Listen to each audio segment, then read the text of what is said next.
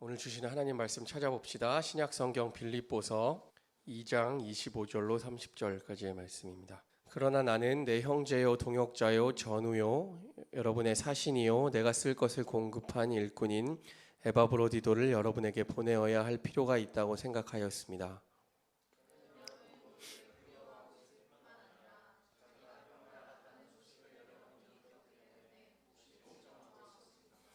사실 그는 병이 나서 죽을 뻔하였습니다. 그러나 하나님께서 그를 불쌍히 여기시고 그만이 아니라 나도 불쌍히 여기셔서 나에게 겹치는 근심이 생기지 않게 해주셨습니다.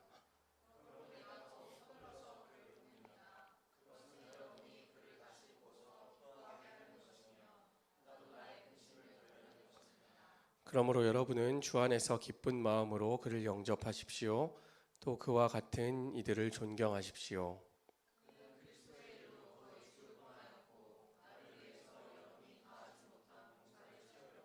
자기 목숨을 아끼지 않은 사람이기 때문입니다. 아멘. 하나님의 말씀입니다. 우리가 계속해서 빌립보서 말씀을 나누고 있습니다. 이제 반환점 2장까지 끝나면 아마 반을 넘는 것 같습니다. 이 빌립보서 안에는 우리가 지지난주에 본 것처럼 예수 그리스도에 대한 찬가와 함께 엄청난 큰 복음의 소식이 전해져 있기도 합니다. 빌립보서 안에 짧은 성경이지만 그 안에 복음이 가지고 있는 엄청난 비밀을 굉장히 크게 다루고 있는 구절들도 있습니다.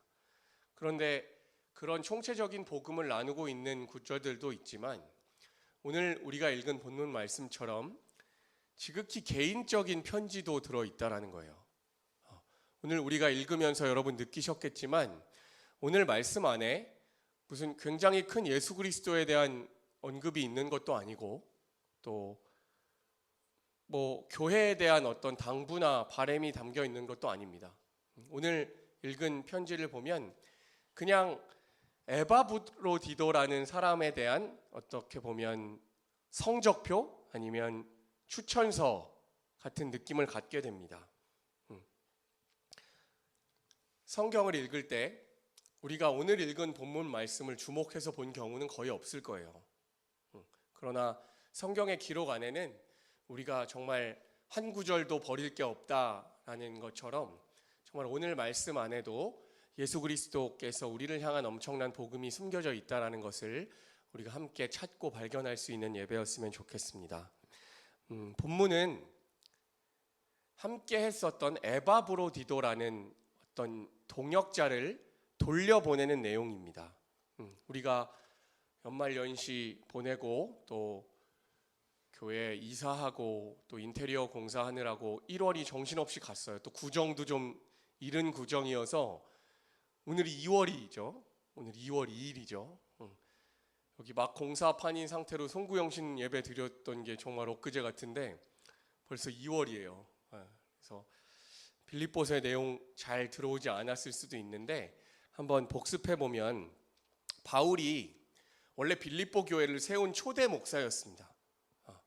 빌립보 교회에 설립한 목사였는데 이제 어느 정도 교회가 안정이 되니까 사역을 한 지 한 5년 정도의 시간이 흐른 다음에 다른 곳으로 또 복음을 전파하러 떠나게 됐어요.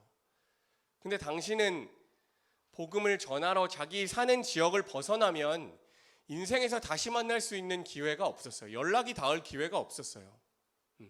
2000년 전인 뿐만이 아니라 제가 살던 시대도 지금하고는 너무 다른 시대예요. 여러분, 제가 태어났을 때 저희 아버지가 미국에 계셨는데 제가 태어난 다음에 5일 뒤에 전보로 태어난 소식을 받았어요. 요즘 같으면 상상할 수 없죠. 근데 제가 태어난 시절만 해도 우리나라가 실시간으로 전화 이런 것도 잘 안 돼 있고 또 전화를 걸 수 있는 개인 전화가 있는 게 아니니까 연락이 안 되다가 전보를 보내서 그 아버지가 다니던 학교 그 행정실에서 강의 듣는 강의실에 태어나서 너 세컨 선이 태어났다더라 이렇게 알았다라는 거예요. 그러니까 이 2000년 전에는 사람이 한번 먼 곳으로 떠나면 그 사람과 연락이 닿는 게 쉽지 않았어요.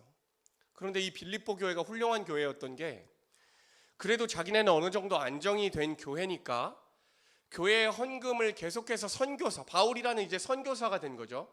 어떤 개교의 목회자가 아니라 그 선교사를 위하여 끊임없이 후원하고 기도하려고 연결하려고 애를 썼었어요. 근데 연락이 수소문이 되지 않았어요. 오랜 시간 연락이 닿지 않다가 어떻게 소식을 듣게 된 것이 무엇이냐 하면 어렵게 소식이 닿은 것이 바울이 감옥에 갇혔다더라. 감옥 안에 있다라는 소식을 접하게 된 거예요. 그러니까 이 빌립보 교회에서 회의를 열어서 많은 위문품을 모집하고 또 특별 헌금을 모집해서 에바브로디도라는 성도를 통해서 바울에게 보낸 것입니다. 여러분, 그냥 성경을 문자적으로 읽지 말고 이 에바브로디도가 바울의 감옥의 면회실에서 두 사람이 만났을 때의 장면을 한번 상상해 보세요. 다시는 못 볼 줄 알았고 정말 의도치 않게 감옥에 있었는데 예전에 자기가 가르쳤던 제자가 또 그 교회의 위문품과 소식들을 가지고 찾아온 거예요. 아마 요즘은 그런 장면 잘 안 나오는데 예전에 왜 이산가족 상봉하는 장면 막 많이 나왔었죠, TV에. 마치 그랬을 것 같아요.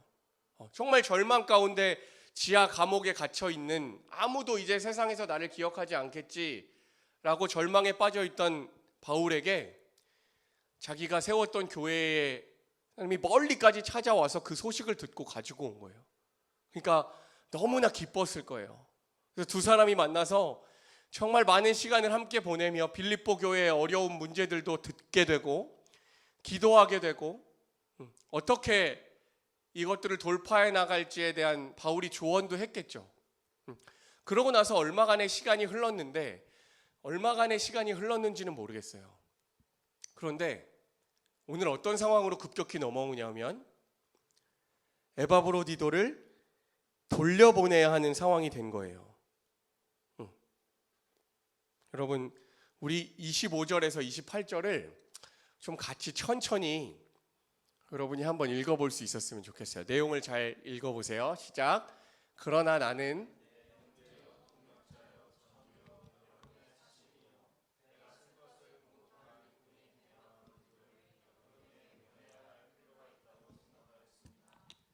그는 여러분 모두를 그리워하고 있을 뿐만 아니라 자기가 병을 앓았다는 소식을 여러분이 들었기 때문에 몹시 걱정하고 있었습니다. 그러나 하나님께서 그를 불쌍히 여기시고 그만이 아니라 나도 불쌍히 여기셔서 나에게 겹치는 근심이 생기지 않게 해주셨습니다. 그러므로 내가 더욱 서둘러서 그를 보냅니다.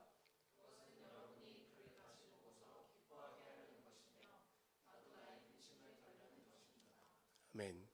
여러분, 이 편지의 느낌을 좀 여러분이 받으셔야 하는데 결국에는 그 에바브로디도 함께 왔었던 에바브로디도를 돌려보내는 얘기죠. 근데 빌립보 교회의 처음 의도는 뭐였냐 하면 이 일꾼인 에바브로디도가 그냥 위문품만 전달해주고 돌아오는 게 아니라 바울의 남은 생애와 사역을 옆에서 서포트하도록 보낸 거예요. 말 그대로 합동 선교사로 공동 파송한 거라는 거예요. 그러니까 바울이 늙고 병들었으니까 가서 바울의 건강도 좀 챙기고, 바울이 뭔가 적으라는 게 있으면 그 당시엔 사도가 많이 없으니까 바울이 좀 대필도 하고 보좌관 역할을 좀 하라고 보낸 거예요. 그런데 우리가 지금 읽어본 본문 말씀처럼 그를 곁에 둘 수 없는 상황이 생긴 것 같아요. 빌립보 교회는 그를 이제 계속해서 함께하면서 죽을 때까지 참모로 보냈는데 상황이 정확한 이유는 알 수는 없지만 그와 함께할 수 없는 이유가 생긴 것 같아요. 특별히 본문은 그가 큰 병을 앓았다라고 기록하고 있어요. 당시에는 전염병이 워낙 많던 시절이니까 전염병을 걸려서 죽는 사람도 많았다. 아마 그랬던 것 같아요. 그래서 그를 돌려보낼 수밖에 없는, 그가 물론 그 병으로부터 회복되었지만, 죽다가 살아났다는 표현이 있죠. 회복되었지만 그를 돌려보낼 수밖에 없는 상황이었던 것 같아요. 근데 여러분 27절과 28절 다시 한번 좀 펴주시겠어요? 여기 지금 상황을 좀 읽어보면 이 바울의 느낌을 여러분이 좀 인식하실 수 있으면 좋겠어요.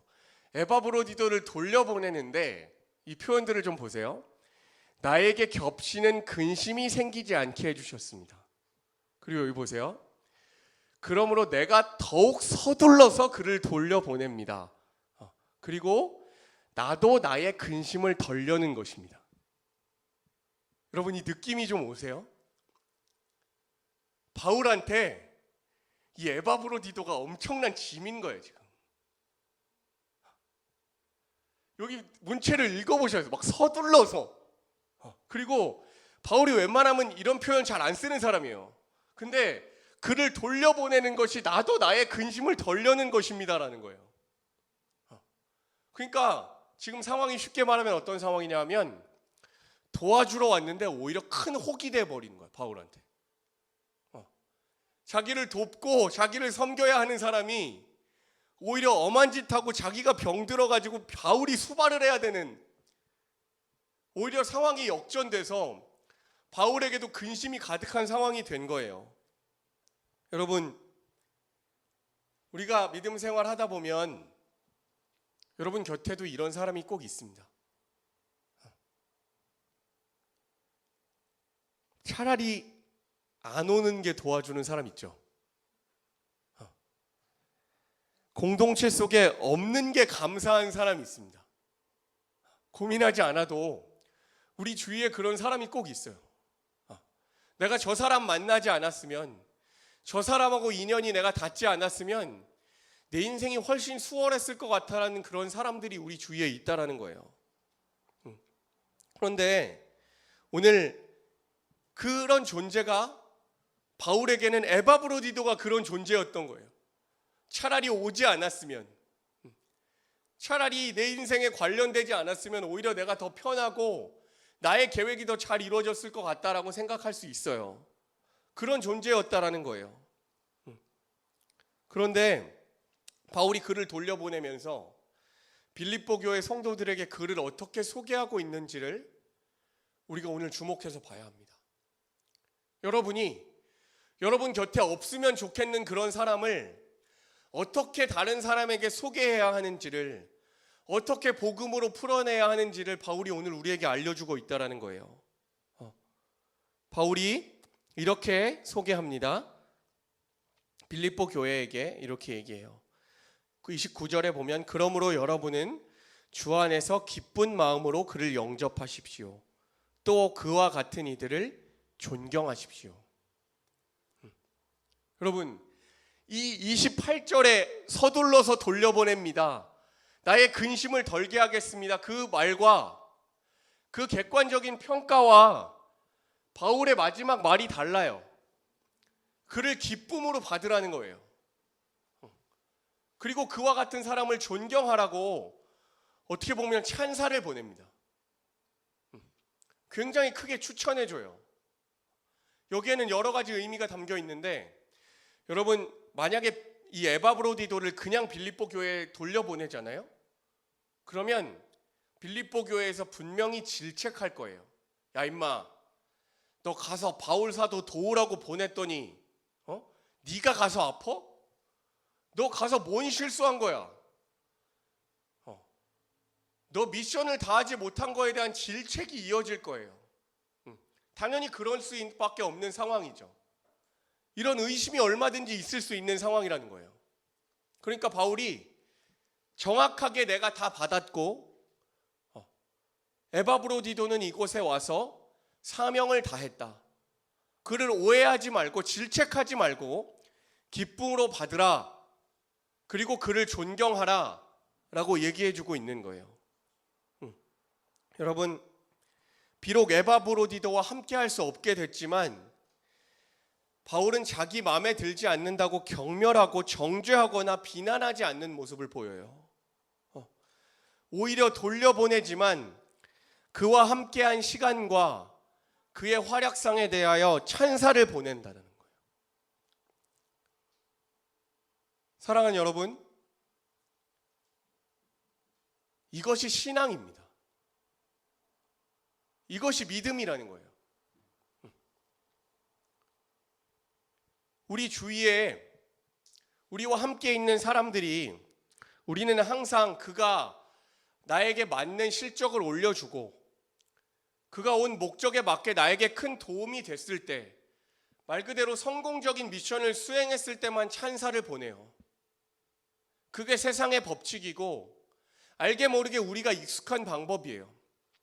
우리가 함께한 사람들에 대해서, 여러분이 인연이 닿는 많은 사람들에 대해서 그 사람에 대하여 어떻게 물어볼 때가 있죠, 다른 사람들이. 근데 우리는 보통 어떻게 하냐 하면 그냥 그대로 말해요. 걔 이러면서 뭐 얘기해도 되는지 모르겠어 이러면서 나쁜 점 다 얘기해요. 걔가 했던 실수와 잘못과 그가 얼마나 형편없는 인간이었는지를 우리는 알게 모르게 다 가십거리로 삼고, 오히려 그가 가지고 있는 많은 장점보다도 우리는 그 부분에 초점을 얘기하는 존재라는 거예요. 그런데 하나님의 신비의 복음을 깨달은 바울이 그를 어떻게 소개합니까? 그는 충분히 그의 사명을 다했고 그를 존경하라고, 그를 기쁨으로 풍성하게 축제로 맞아달라고 빌립보 교회에 부탁합니다.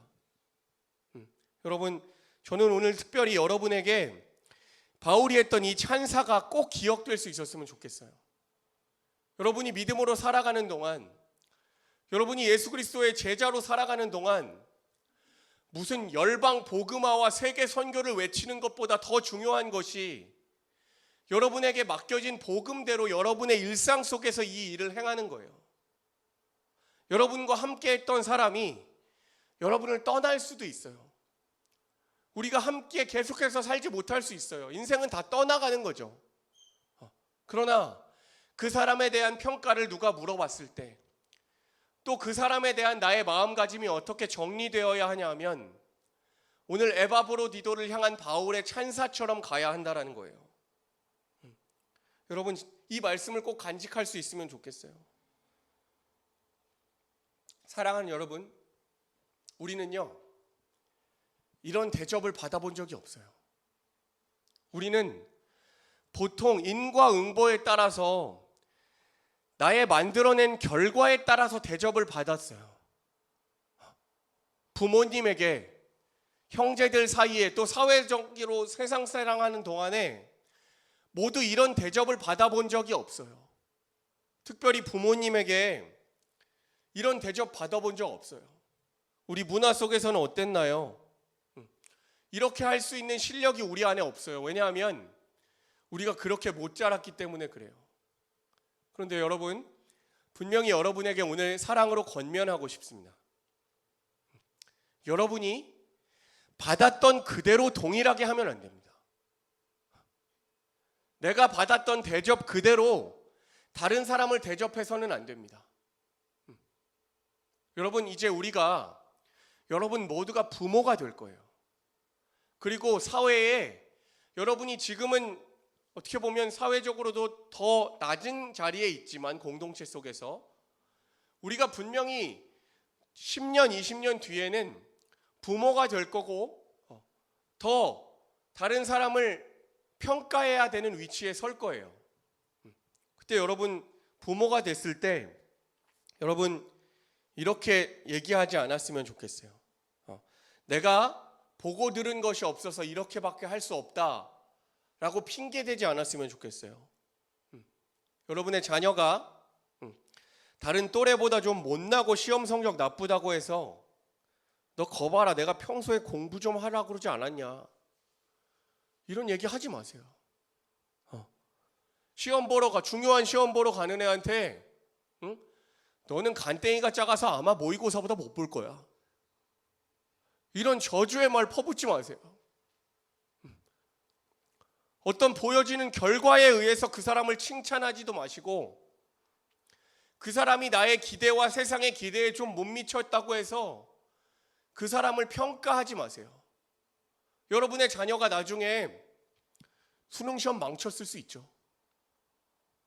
중요한 시험에서 원하지 않은 결과가 나왔을 수도 있고 모의고사보다 못 봤을 수도 있어요. 그럼 여러분은 어떻게 할 거예요? 복음을 맡은 자라면 오늘 사도 바울의 권면을 적용해서 이렇게 얘기할 수 있어야죠. 사랑하는 아들아, 사랑하는 딸아, 수능 시험 보느라고 수고했다. 나는 네가 태어나줘서 너무나 행복했단다. 내가 너로 인해 누린 기쁨이 너무나 많단다. 그리고 내가 너로 인해서 내가 하나님 아버지가 더 좋으신 분인지를 알게 됐단다. 결과는 좋지 않을지 모르지만 우리 미래가 하나님께 달렸다. 그러니까 우리가 미래에 대한 두려움보다는 일단 오늘 수고했으니까 오늘 제일 맛있는 거 먹으러 가자. 그렇게 얘기해 주는 게 복음의 사람이에요. 여러분, 대단하게 전도를 많이 해서 100명 전도해서 교단으로부터 무슨 전도왕 상장 받는 게 복음의 사람이 아니고, 나에게 허락된 사람들 간에 나는 그런 대접 받지 못했지만 하나님이 나를 대접해 주신 그대로 그 사람을 대접하는 것이 복음을 맡은 자의 능력이라는 거예요. 바울이 그렇게 하잖아요. 감옥에 갇혀서 다 늙어죽은 그 늙은이한테 오히려 짐이 됐던 에바브로디도예요. 정말 이 인간 안 태어났으면 나한테 더 도움이 될 것 같은 어려움이 있었지만 복음을 맡았기 때문에, 먼저 하나님의 사랑을 내가 받았기 때문에 글을 돌려보낼 때 그에게 완전한 사랑의 추천서를 써주는 거예요. 그는 복음을 위하여 목숨을 바쳤던 사람이다. 그가 한 실적은 형편없어요. 그러나 그가 자기가 그렇게 아프길 원치 않았겠죠. 에바브로디도도 그러길 원치 않았지만 그렇게 될 수밖에 없었어요. 그런데 평가는 어떤 거예요? 그 사람은 복음을 위하여 목숨을 다한 사람이었다라고 해주는 거예요. 사랑하는 여러분이 이런 대접 받은 적 없다라고 생각할 수 있어요. 그러나 오늘부터는 여러분 달라야 돼요. 왜냐하면 오늘 우리에게 주신 이 본문 말씀이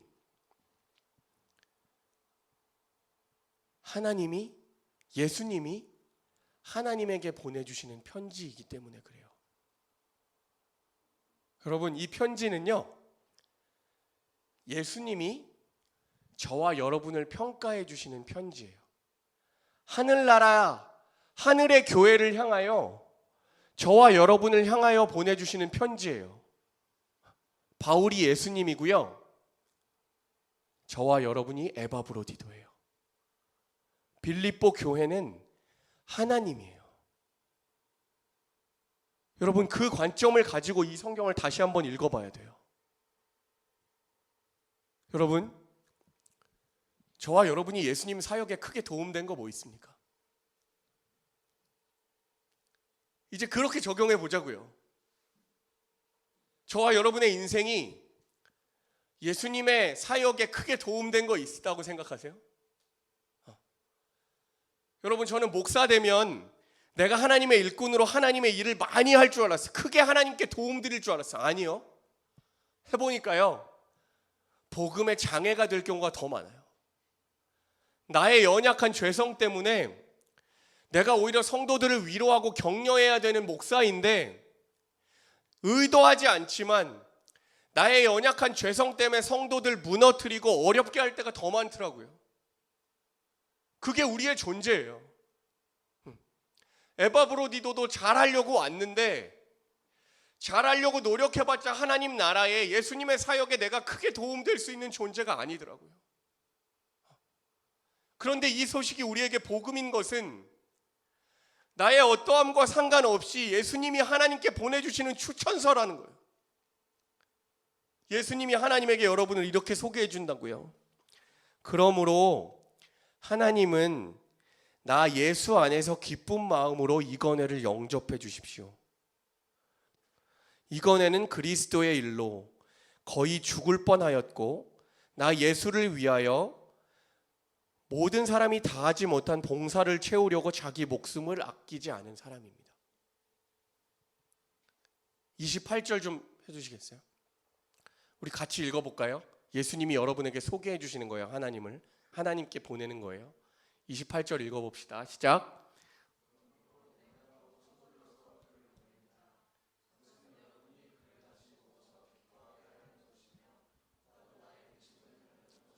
30절 시작. 그는 그리스도의 일로 거의 죽을 뻔하였고 나를 위해서 여러분이 다하지 못한 봉사를 채우려고 자기 목숨을 아끼지 않은 사람이기 때문입니다. 아멘. 여러분, 이게 저와 여러분에 관한 얘기예요. 예수님이 우리의 마지막 날에 우리의 형편없는 실적이겠죠. 우리가 예수님의 제자로 부름받고 예수님 곁에 함께 했지만 우리의 실력으로 예수님 사역을 도와줄 수 없다고요. 물론 최선을 다하지만 어떻게 예수님 앞에 우리가 당당할 수 있겠어요? 그러나 우리가 복음을 가진 것은 우리의 좋은 친구이신 예수님이 우리를 훗날에 이렇게 평가해 주신다고요. 여러분, 이게 복음 아니에요? 내가 잘하겠으니 받아주십시오가 복음이 아니고 나는 최선을 다했지만 나는 어쩔 수 없는 죄인입니다. 그러나 하나님의 넘치는 사랑과 예수 그리스도의 은혜로 내가 하늘나라에서 이런 추천을 받는 거라고요. 여러분, 세상은요, 다른 사람을 향하여 비난밖에 할 수 없어요. 그 사람을 좋게 끝까지 얘기해 주는 사람은 없습니다. 그건 우리의 실력이 아니에요. 저와 여러분도 그렇잖아요. 자기가 마음에 드는 사람만 좋게 평가해 줍니다. 아무리 그 사람이 선하고 아무리 그 사람이 하는 일이 옳아도 그게 나에게 도움이 안 되면 비난하는 게 세상이에요. 세상은 그렇게밖에 못해요. 그런데 예수님은, 또 예수를 따라가는 우리 제자들은 반대로 할 수 있어요. 왜냐하면 내가 이미 그 대접을 먼저 받았기 때문에. 나로서는 못해요. 그러나 내 아버지가 어떤 분이시고 나와 함께하는 예수님이 어떠한 분이신지를 내가 누리면 나도 예수님이 한 대로 할 수 있어요. 세상은 다 겁먹어서 남을 비난해서 내가 보호받으려고 해요. 그런데 우리는 반대예요. 우리는 죽는 것을 최고의 찬사로 여기는 복음을 믿는 사람이에요. 양보하고 용서하고 다른 사람께 굴복하는 것을 최고로 여기는 복음을 맡은 사람이에요. 그러니까 우리는 다른 사람 비난하지 않아도 돼요. 다른 사람 부족함 지적하지 않아도 우리는 괜찮아요. 우리는 두렵지 않아요. 남을 비난한다는 것은 결국에 두려움 때문이에요. 그러나 우리는 두려워할 필요가 없어요. 우리는 지는 것이 최고라고 믿는 사람이니까요.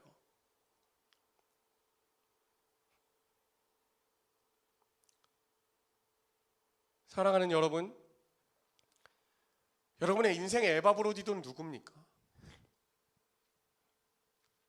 여러분이 지금 내 인생이 이렇게 될 수밖에 없어라고 원망하고 비난하고 아직도 손가락질하고 있는 에바브로디도는 누굽니까? 오늘 하나님이 여러분에게 말씀하시는 거예요.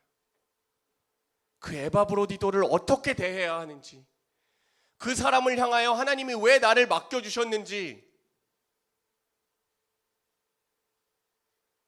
우리가 분명히 이 말씀을 기준으로 점검해 봐야 돼요. 그리고 내 힘으로 할 수 없음을 알고 예수가 나를 어떻게 평가해 주셨는지로 돌아가서 시작해야 돼요. 예수님이 나를 복음을 위하여 목숨을 걸고 수고한 자다 라고 평가해 주신다고요. 나를 돌아보세요. 내가 정말 그런 자여서 이런 대접을 받나? 바라기는 오늘 우리에게 주신 이 말씀이 여러분의 어려움을 겪고 있는 관계 속에서 실패한 가족 관계 속에서 또 사회생활 속에서 예수 그리스도로 인한 돌파가 일어나실 수 있기를 축복합니다. 기도하겠습니다. 사랑하는 아버지 하나님, 예수 그리스도를 보내신 이유를 우리가 오늘 다시 한번 점검하게 해주셔서 감사합니다. 예수 그리스도가 오셔서 우리를 함께 하시며 우리를 가장 좋은 일꾼이었다, 동역자라고 평가해 주신다라고 우리에게 알려주셔서 감사합니다. 하나님, 우리는 예수님의 사역에 도움이 되지는 못할 뿐 아니라 혹 같은 존재임을 고백합니다. 예수 그리스도의 영광스러운 복음을 맡았지만 우리의 실력으로는 당신의 나라를 확장할 수 있는 실력과 자격이 없음을 고백합니다. 그러나 우리를 사랑하는 일꾼으로, 충성스러운 일꾼으로 받아주시고 우리를 하나님께 그렇게 출천해 주셔서 감사합니다. 하나님, 우리의 모습을 먼저 돌아보게 하여 주시옵소서. 내가 에바브로디도임을 고백할 수 있게 하여 주시고 에바브로디도를 바울이 어떻게 대했는가, 예수님이 어떻게 받으셨는가를 우리가 점검하게 하여 주시옵소서. 그리고 거기서부터 나에게 맡겨진 에바브로디도를 아름답게 받아내고 그를 사랑으로 축복하며 보내줄 수 있는 믿음의 사람들 되게 주님 인도하여 주시옵소서. 사랑하는 성도들의 심령 안에 여러 가지 무너져 있는 관계와 실패한 가정사와 아버지, 마음속에 깊이 심겨있는 부모와 선생님과 나의 권위자로부터 받은 상처를 치유하여 주시옵소서. 그리고 내가 듣고 본 대로 행하지 아니하고 하나님께서 나에게 가르쳐 주신 그 복음대로 행하며 실천해 나갈 수 있는 믿음의 사람들 될 수 있도록 축복하여 주시옵소서.